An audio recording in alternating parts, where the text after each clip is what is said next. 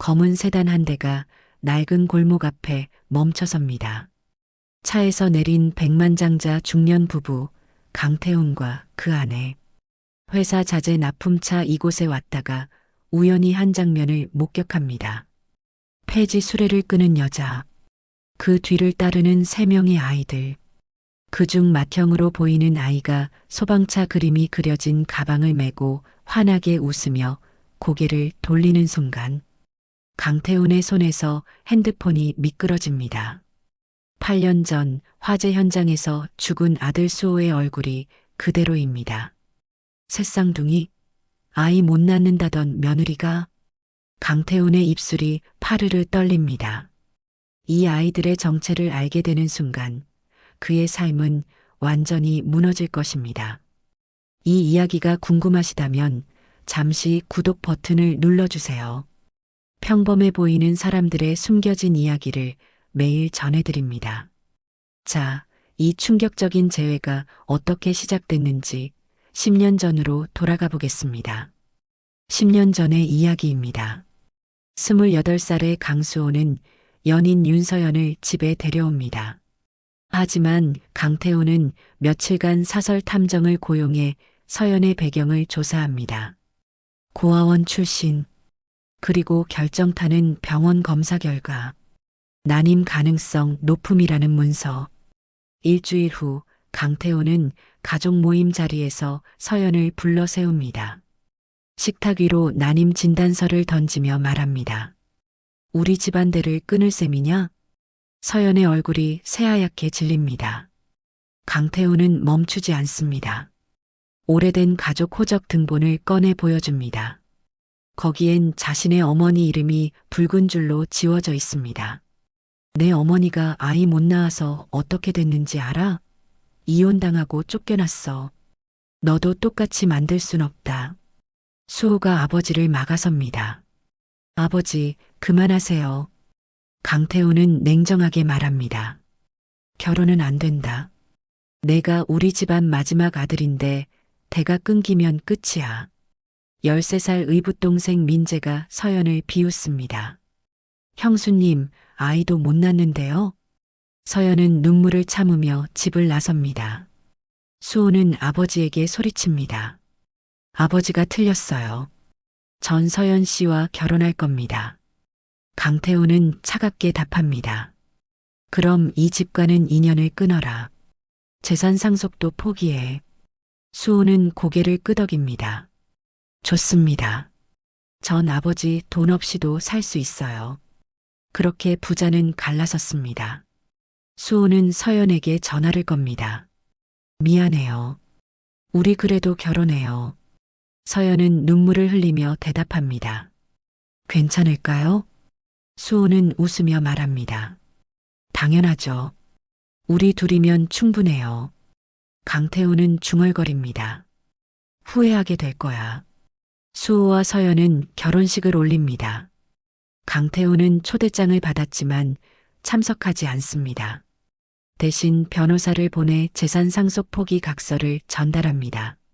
수호는 망설임 없이 서명합니다. 두 사람은 작은 빌라에서 신혼을 시작합니다. 수호는 병원 응급구조사로, 서연은 초등학교 교사로 일하며 행복한 생활을 이어갑니다. 강태훈은 아들 소식을 일절 듣지 않습니다. 집안 어르신들이 말합니다. 수호가 어떻게 사는지 알아보지 그러냐? 강태훈은 고개를 돌립니다. 내게 아들은 없습니다. 그는 의부사들 민재를 데리고 다니며 후계자로 키웁니다. 수호의 방은 잠겨 있고 가족 사진도 뒤집어 놓습니다. 2년이 흐릅니다. 서연은 병원에서 임신 소식을 듣습니다. 하지만 초반 증상이 불안정합니다. 의사가 말합니다. 안정을 취하세요. 조심하셔야 해요. 서연은 수호에게 말하려다 망설입니다. 좀 더 안정되면 말해야지. 한 달이 지나고 서연은 다시 병원을 찾습니다. 의사가 초음파를 보며 놀란 표정을 짓습니다. 어머, 새쌍둥이세요. 축하드려요. 서연은 그 자리에서 얼어붙습니다. 새쌍둥이? 집으로 돌아온 서연은 수호에게 말하려고 합니다. 하지만 수호가 먼저 말합니다. 서연아, 내일 대형 화재 현장 출동 대기 걸렸어. 이번엔 좀 큰 현장이래. 서연은 불안한 예감에 남편을 꼭 안습니다. 조심해요. 꼭 무사히 돌아와야 해요. 수호는 웃으며 아내를 토닥입니다. 걱정 마. 금방 올게. 그것이 두 사람의 마지막 대화였습니다. 8년 전의 이야기입니다. 대형 상가 건물에서 화재가 발생합니다. 불길은 순식간에 번지고 건물 안에는 수십 명이 갇혀 있습니다. 수호는 구조대와 함께 현장에 출동합니다. 3층에 아이가 갇혀 있다. 수호는 망설이지 않고 계단을 올라갑니다. 3층 구석에서 울고 있는 아이를 발견하고 품에 안습니다. 계단을 내려오던 순간 천장이 무너집니다. 수호는 아이를 동료에게 넘기고 자신은 잔해에 깔립니다. 병원으로 이송됐지만 수호는 숨을 거둡니다. 장례식장은 조문객으로 가득합니다. 서연은 빈소 앞에 멍하니 앉아 있습니다. 강태훈이 나타납니다. 검은 양복을 입은 강태훈은 빈소 앞에 잠깐 고개만 숙이고는 서연과 눈도 마주치지 않고 돌아섭니다. 의부사들 민재가 속삭입니다. 형수님 혼자 살아남았네요. 참 편하시겠다. 서연은 그 말을 듣고도 아무 반응도 하지 못합니다. 그녀는 임신 3개월 차였지만 아무에게도 말하지 않습니다. 아이 못 낳는다고 무시한 사람들에게 알리고 싶지 않아. 장례를 치르고 집으로 돌아온 서연은 남편의 옷을 안고 울음을 터뜨립니다. 수호 씨, 어떡해요? 뱃속의 아이가 움직입니다. 이 아이만은 꼭 지켜야 해. 하지만 현실은 냉혹합니다.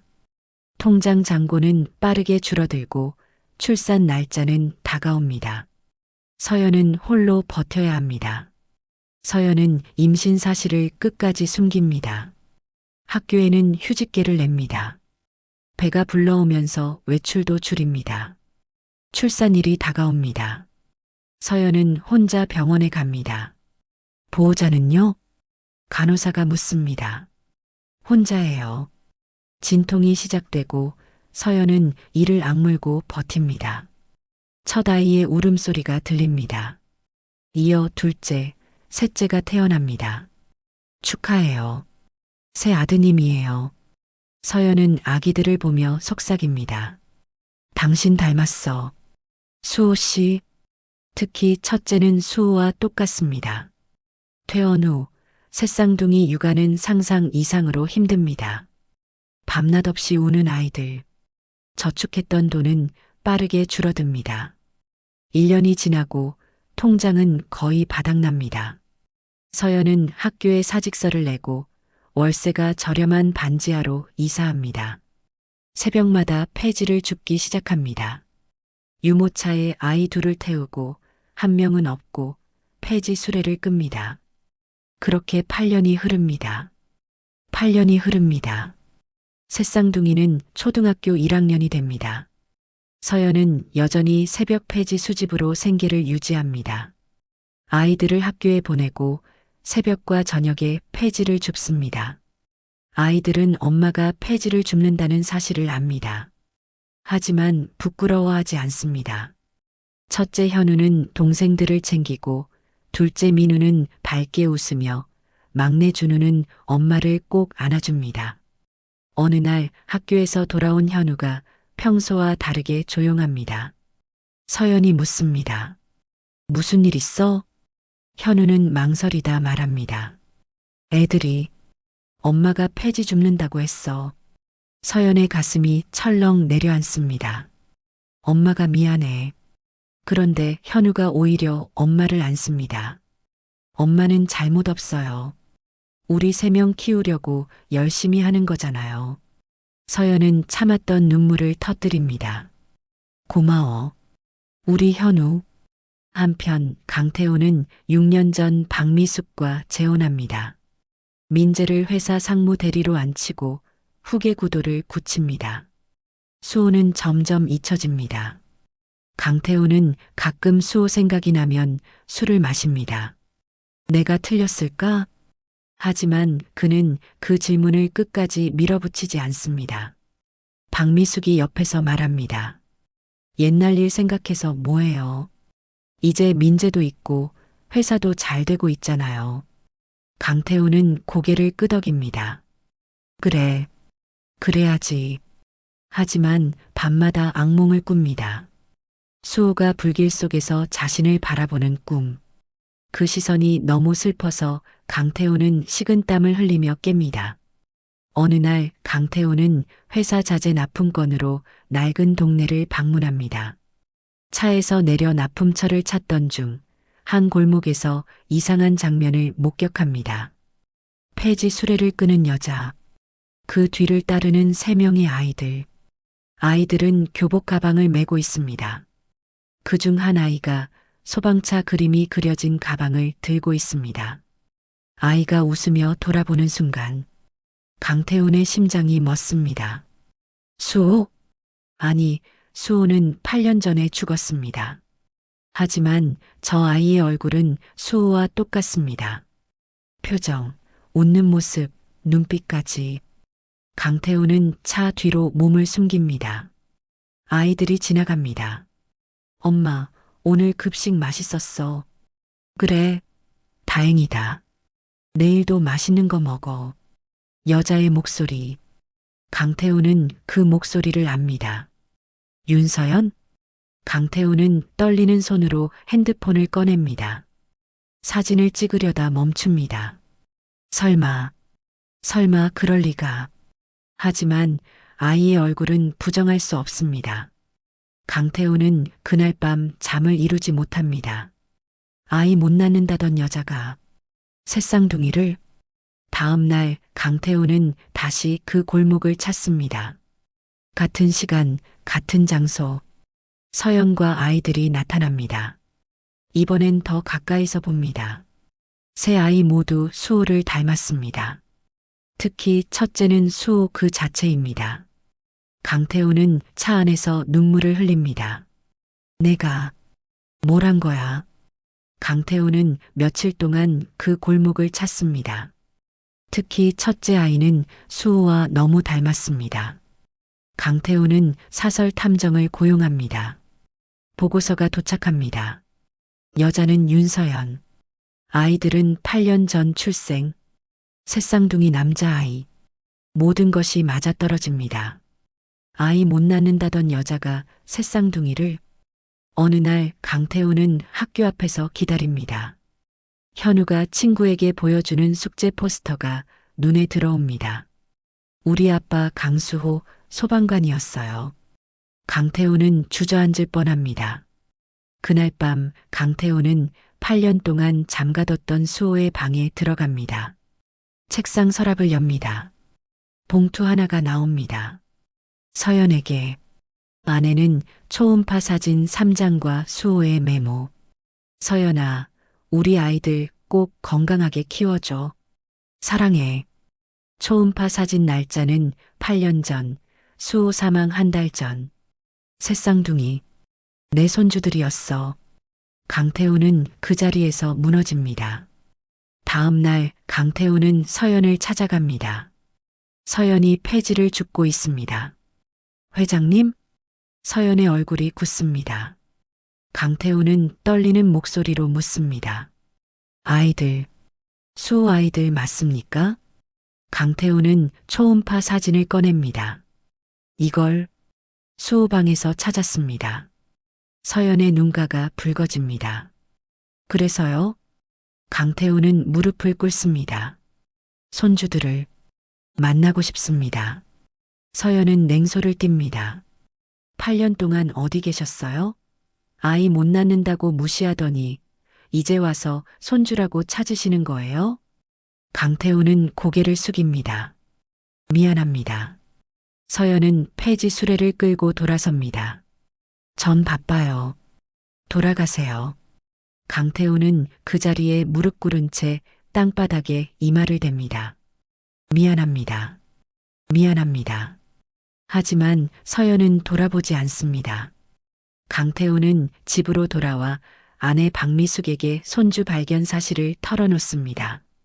여보, 수호 아이들을 찾았소. 박미숙의 표정이 굳습니다. 강태호는 초음파 사진을 보여줍니다. 새쌍둥이요. 수호가 죽기 전에 서연이 임신했었소. 박미숙은 고개를 젓습니다. DNA 검사 안 하면 인정 못해요. 그 여자가 다른 남자아이를 우리 집 손주라고 우길 수도 있잖아요. 의부사들 민재가 끼어듭니다. 아버지, 갑자기 손주 생기면 제 입장은 어떻게 되는데요? 박미숙이 남편 팔을 잡습니다. 당신, 이제 와서 돈 때문에 나타난 거 아니에요? 강태호는 머리를 감싸줍니다. 며칠 후 강태호는 다시 서연을 찾아갑니다. 반지하 집 앞에 섭니다. 아이들을 한 번만 만나게 해주십시오. 서연은 단호하게 거절합니다. 안 돼요. 돌아가세요. 그때 박미숙과 민재가 뒤따라 나타납니다. DNA 검사 안 하면 못 믿어요. 서연은 차갑게 웃습니다. 증거요? 수호 씨 유품에 있는 초음파 사진 날짜 확인해 보세요. 민재가 비웃습니다. 그런 건 조작할 수도 있잖아요. 서연은 집 안으로 들어가 서류 봉투를 꺼내옵니다. 여기 출생증명서, 병원 기록, 전부 있어요. 서류를 강태훈 앞에 던집니다. 하지만 저는 당신들한테 아무것도 바라지 않아요. 8년 동안 혼자 키웠고 앞으로도 혼자 키울 거예요. 출생증명서에는 아버지 이름이 강수호로 적혀 있습니다. 박미숙은 할 말을 잃습니다. 강태훈은 서연 앞에 무릎을 꿇습니다. 제발 아이들을 만나게 해주십시오. 서연은 눈물을 참으며 말합니다. 후회한다고 수호 씨가 돌아오나요? 강태훈은 고개를 숙입니다. 서연은 천천히 말합니다. 용서는 못해요. 하지만 아이들이 할아버지를 알 권리는 있으니 만남은 허락하겠습니다. 강태훈의 눈에서 눈물이 흐릅니다. 박미숙이 강태훈 팔을 잡습니다. 당신 정말 이러실 거예요? 강태훈은 박미숙의 손을 뿌리칩니다. 당신이 방금 한 말, 내가 10년 전에 서연한테 똑같이 했어. 박미숙의 얼굴이 굳습니다. 난 내가 괴물인 줄 몰랐어. 그런데 당신 말 듣고 깨달았어. 내가 얼마나 잔인했는지. 그날 밤 강태훈은 회사 변호사에게 전화합니다. 유 원장 수정합니다. 지금 당장. 다음 날 아침 민재를 불러 선언합니다. 상무 대리보직 해제한다. 민재가 폭발합니다. 저 그동안 뭐 했어요? 강태훈은 단호합니다. 넌 충분히 받았다. 내 손주들은 8년 동안 폐지술에 끌며 살았어. 박미숙이 끼어듭니다. 당신 미쳤어요? 강태훈이 박미숙을 똑바로 봅니다. 당신이 방금 한 말이 들리오? 우리 아들이라고 했소. 10년 전 내가 서연한테 우리 집안이라며 쫓아냈던 것처럼 난 거울을 본 거요. 당신 눈에 비친 내 모습을 봤소. 그날 박미숙과 민재는 집을 나갑니다. 며칠 후 강태호는 새 손주를 처음 만납니다. 현우, 민우, 준우. 강태호는 아이들 앞에 앉아 말합니다. 할아버지가 너희 아빠한테 정말 못되게 굴었어. 현우가 묻습니다. 왜요? 할아버지가 잘못 생각했어. 가난하면 안 된다고 믿었거든. 민우가 말합니다. 엄마는 가난해도 우리 잘 키워줬어요. 강태호는 고개를 끄덕입니다. 그래, 엄마가 정말 대단한 분이야. 준우가 묻습니다. 할아버지, 앞으로 어떻게 할 거예요? 학교 가는 날 데려다주고 방과 후에 데리러 가고 아프면 병원 같이 가고 그렇게 할게. 현우가 묻습니다. 할 수 있어요? 강태호는 눈물을 흘리며 답합니다. 해야지. 할아버지가 못해준 걸 이제라도 하려면 말이야. 며칠 후 강태호는 아이들을 데리고 수호의 묘소를 찾습니다. 도착했을 때 이미 서연과 아이들이 와 있습니다. 아이들이 아빠 묘비의 그림과 편지를 올려놓고 있습니다. 강태호는 멀리서 천천히 다가갑니다. 할아버지. 강태호는 묘비 앞에 서서 고개를 깊이 숙입니다. 미안하다, 수호야. 너무 늦었구나. 그의 어깨가 떨립니다. 현우가 할아버지 손을 잡습니다. 할아버지, 울지 마세요. 아빠는 할아버지를 용서했을 거예요. 강태호는 현우를 꼭 안습니다. 서연은 멀리서 그 모습을 지켜봅니다.